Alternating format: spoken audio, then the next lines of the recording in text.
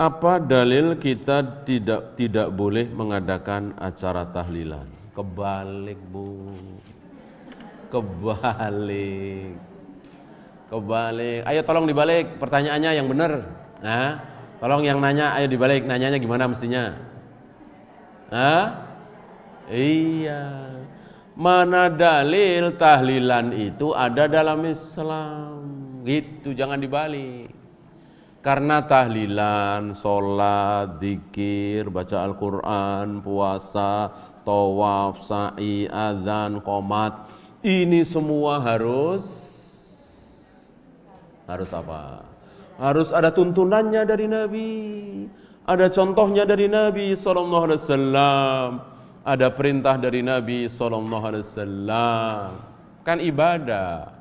Hukum asal ibadah apa, masih ingat? Haram.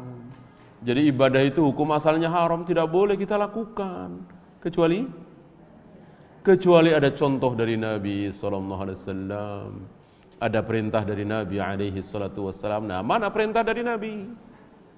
Ketika Nabi masih hidup, ada yang mati enggak?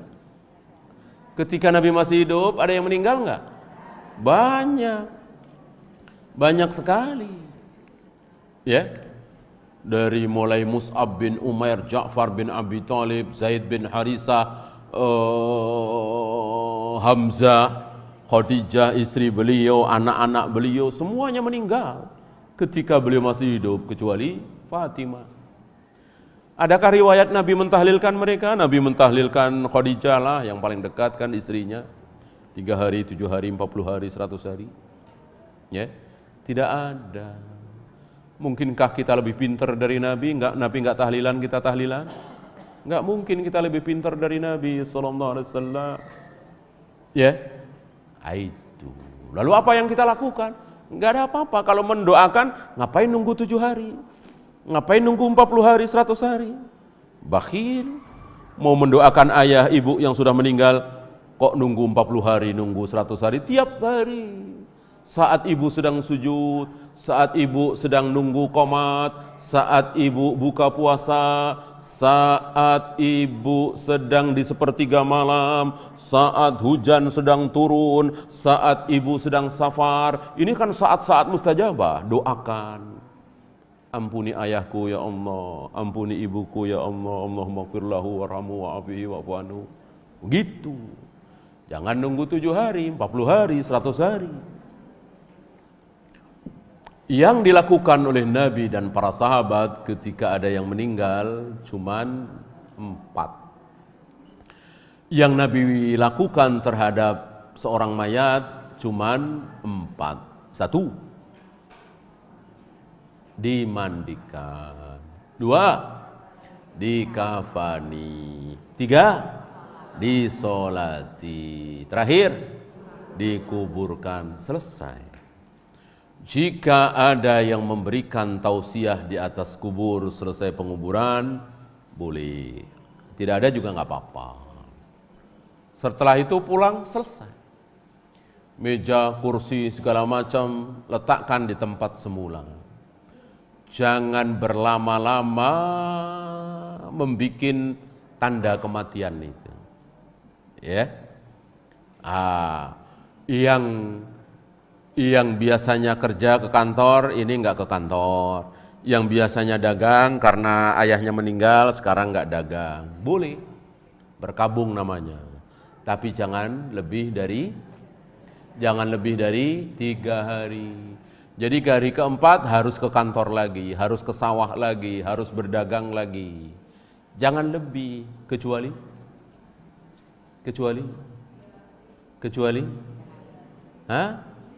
Iya 3 hari masa idah itu.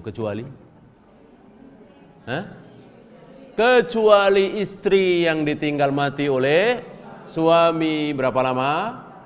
4 asyurin wa asyra. Berapa? 4 bulan 10 hari. Maka selama 4 bulan 10 hari jangan keluar rumah. Jangan berdandan, jangan menerima lamaran, apalagi nikah. Ya. Dan yang laki-laki tidak boleh melamar kecuali dengan sindiran. Dengan sindiran boleh kalau suaminya sudah meninggal. Tapi kalau suaminya masih hidup, baru dicerai, masa idah belum habis, nggak boleh, sindiran juga nggak boleh.